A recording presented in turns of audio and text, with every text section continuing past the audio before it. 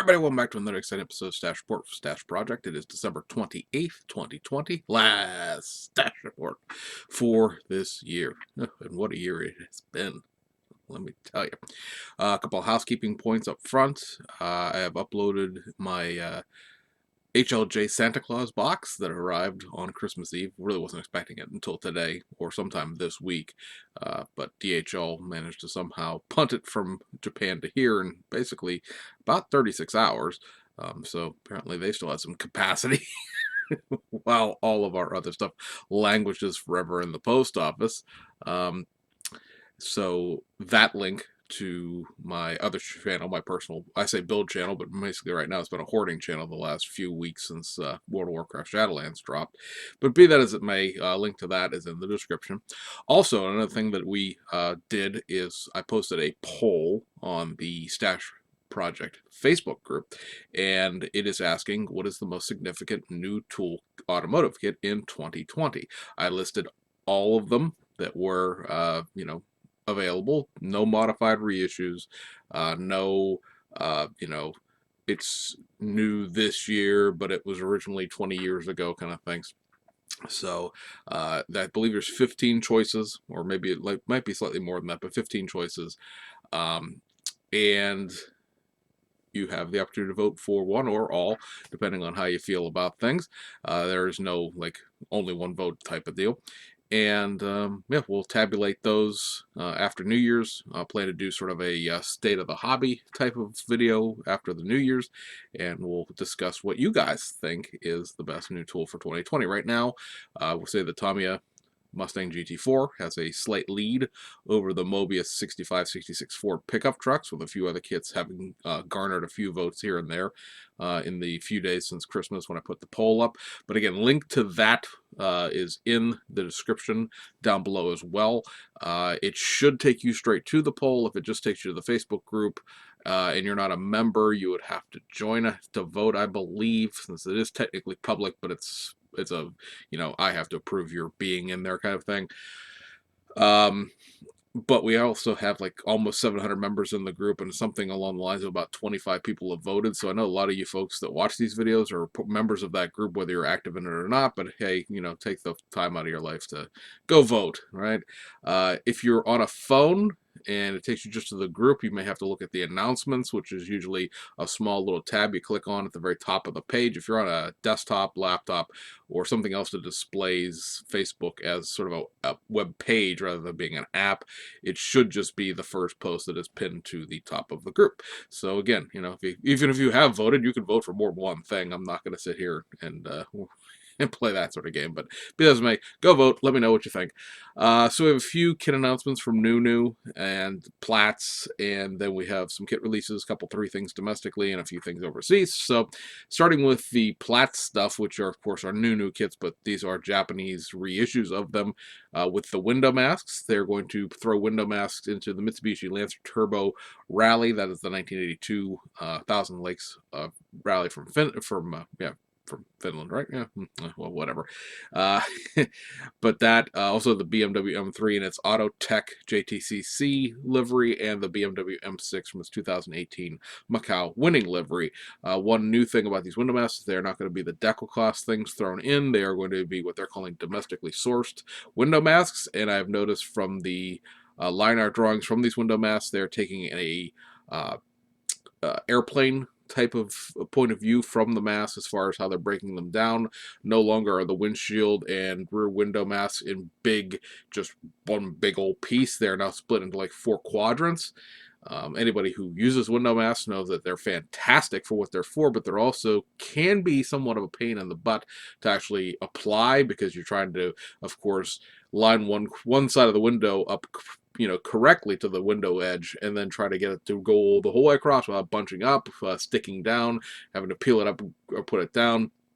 I've heard Paul Bretland describe it probably pretty accurately as you get it once or you fiddle with it for a half an hour.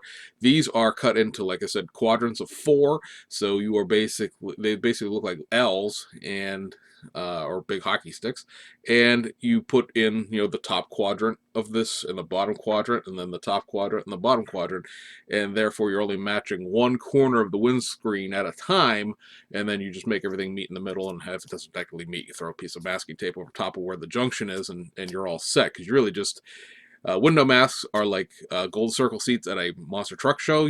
They'll sell you the whole seat, but you only need the edge. I see a lot of people have masking disasters come when they burnish a piece of masking tape down over the entire model when they only just needed a little. Just so long as your masking tape has that edge that the paint can't get under, you don't have to burnish the entire piece of masking tape down. That's what tends to pull all your paint back up. You just need that maybe a quarter inch from the edge of the tape down, and you're usually good. So that's a very nice innovation to see that sort of airplane type of mask come in, because again, airplanes used to have a great big mask, and now they've sort of broken them down into smaller pieces as well. Love to see that, sort of go everywhere, but we'll see if that is adopted wider in the hobby. The two kit announcements, and these are modified reissues. First up, you have this. It is the Mooncraft Jax liveried Honda Civic EF9 from the 1992 Japanese Touring Car Championship. 1992 is a fun year because a lot of the cars are carried over between the older Division 3 cars and the newer Division 3 cars. In 1992, for example, Mooncraft ran this EF9 for the first 7 races of the season, and then for the last 2 races of the season, they ran the EG6, which is the 3-door jelly bean-shaped Honda Civic that came after it. This car, I think, got a podium somewhere in the mix in its more squarey Honda Civic. But, of course, the first time they ran it as a jelly bean in 1992, it won its class. So there is that.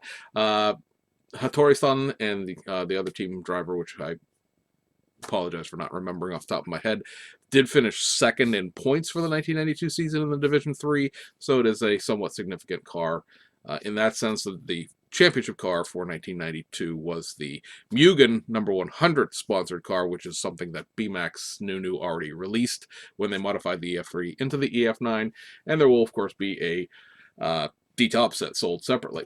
And the other one is this, and this is something I've known about for a while, and it is a delight to me because it is the one thing I really wanted to see them do out of the Corona tooling when they announced it, and this is going to be the Team Tsurumo version. Specifically, this is the 1994 Suzuka winner. But in 1994, you guys know that that's probably the one season, other than probably 1992 at this point, that you could build the most vehicles from out of box without going like ham on decals. And this car, with its 2 team car option, will allow you to build 2 more. And there's one other Corona that ran, Object T ran it opposite of their Civic Fario, and I'm definitely plying my influence with the decal guys to try to get that one of them to do the set of decals. The Object T car did not do particularly well. It was an also ran type of vehicle, but it's the 5th of the cars, and it's the one that's probably not going to get a decal sheet made from Nunu themselves. This kit has new wheels, a new grille, and new mirrors. I think the grille was technically in the kit already because there are 2 grills in the Corona kit, but I'm not sure if that's the Corona kit grill and the Carina grill, or this is or not. But be that as it may, there's a second grill being done for this. Tom Christensen's car, which is the one that was in the little preview there, he finished second in points behind Sakaya-san, who won the championship that year. So this, of course, was a very well-placing car. They won several rounds. 1994, because they changed the FIA sedan rules, instead of being 1 race per weekend, they did 2 sprint races per weekend. Previously, JTCC had run on a endurance format where it was a 300, 500 kilometer race. Now it was on timed events, 2 a weekend. So they Christensen won, I think, 3 or 4 of those sprint rounds, and like I said, finished second. With the 2 cars you can build out of the Esso Zent red and white box, and this, you'll be able to build the 1st place car, the 2nd place car, the 5th place car, and I think it's the 7th place car in the points. So the Coronas did very well in 1994, is the bottom line that we're trying to get to there. So over to kit releases, we have, like I said, a few here domestically. First up from round 2 is the Auto World store exclusive 1978 Ford Courier Mini pickup truck in the Firestone Superstones livery. Special thanks to, I can't remember who now, unfortunately I didn't write down the name, who picked this up on Model Cars magazine as just a purchase because I totally stole their picture and cropped it down to show you the box art. This has what they're calling new vector wheels. I don't know if they're new, like they just tooled them for this specifically, or more than likely they're the vector wheels from the MPC box of the Snap Tight Dodge Charger, because those will be the newest set of vector wheels I believe that were tooled, or there may be a set of AMTs that were tooled up for another kit. I gotta admit I have not bought a lot of the round two reissues because the vast majority of them are things I've already built when I was a teenager when they were out in the 1990s, or they're just cars that don't really interest me compared to other things. I mean, have picked up like the Pinto wagon, I've picked up the Datsun mini truck, I picked up the 280ZX Turbo, I picked up a few other odds and ends here and there, but the majority of them I haven't. So those vector wheels may be floating around in another kit and I just don't remember them. But the Pamperin tires, and of course the Firestone livery are going to be the main differences in this kit. Last time the step side was out was 1995, so it's been a little while regardless. And there were 500 of these being made. I don't know how many of them they've sold, but I wouldn't necessarily wait forever in terms of trying to pick one up.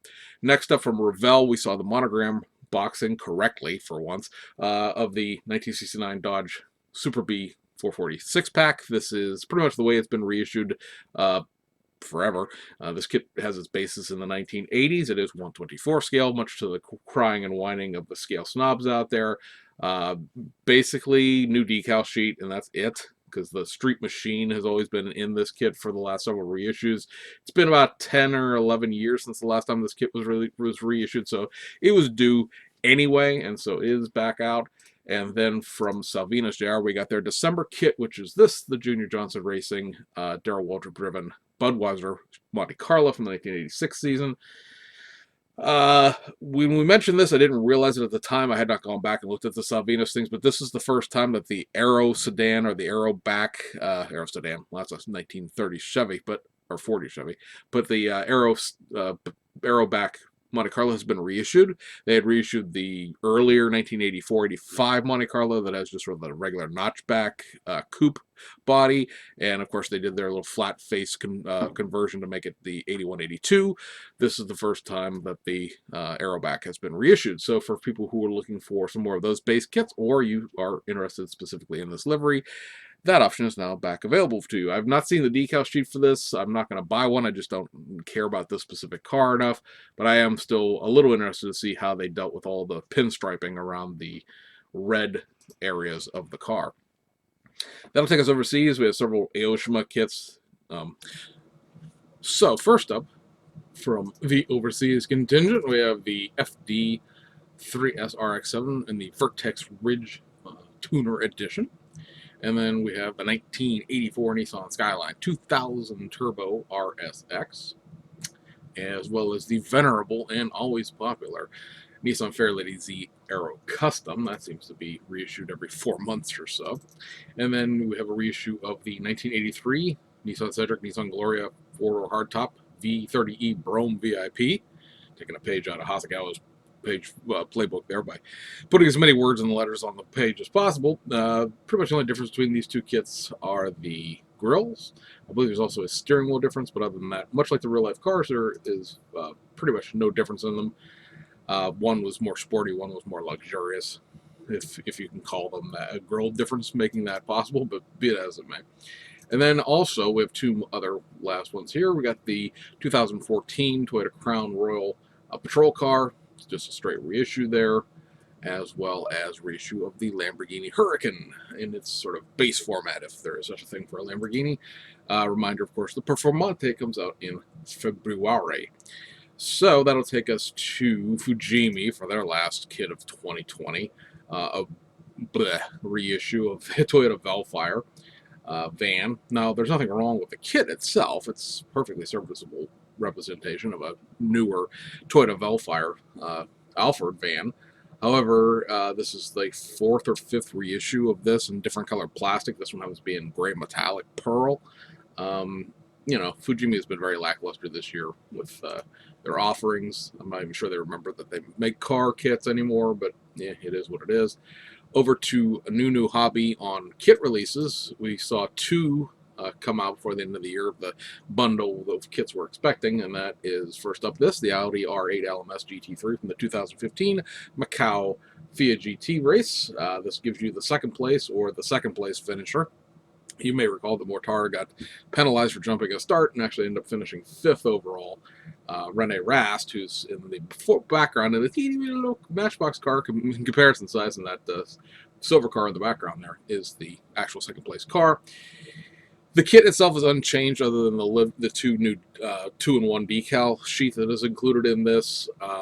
The original Audi R8 LMS GT3 detail upset also covers this kit, so most places got a restock of the PE and had been out of stock in most places for a little while now. So that's back out as well, though it's not specific to this kit, it's just specific to the Audis. And then there is a goof up with the livery on this kit. It was the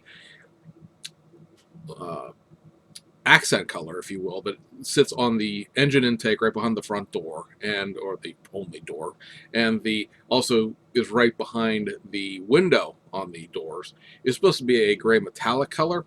For some reason, in both cars, even though it's gray metallic on both cars, they've included white, pure God, as driven as the snow, white. This is a particular problem on Rene Rast car because the little side thing that says Audi Sport that has a little field of color behind it is also supposed to be metallic gray. And so technically you can't build a Rene Rast car like at all.